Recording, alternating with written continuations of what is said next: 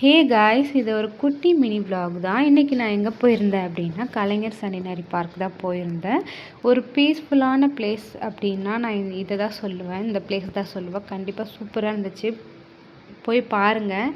எனக்கு ரொம்பவே பிடிச்சிருந்தது. இந்த வாட்டர் ஃபால்ஸ் மேலே கீழெல்லாம் இந்த லைட் செட்டிங்கோட ரொம்பவே நல்லா இருந்துச்சு பார்க்குறதுக்கு.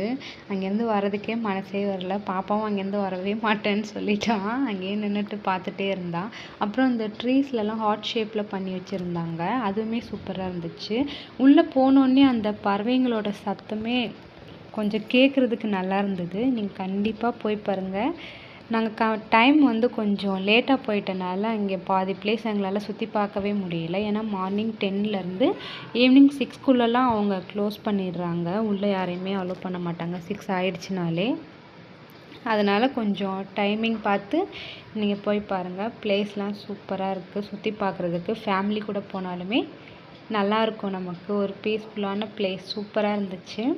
அங்கேருந்து உள்ளெல்லாம் கொஞ்சம் சுற்றி பார்த்துட்டு இருந்தோம். அங்கே போய்ட்டு கொஞ்சம் ஃபோட்டோஸ் எல்லாமே எடுத்துகிட்டு அங்கேருந்து கிளம்பிட்டோம். என்னோடய வீடியோ புதுசாக யாராவது பார்க்குறீங்கன்னா மறக்காமல் சப்ஸ்கிரைப் பண்ணிக்கோங்க.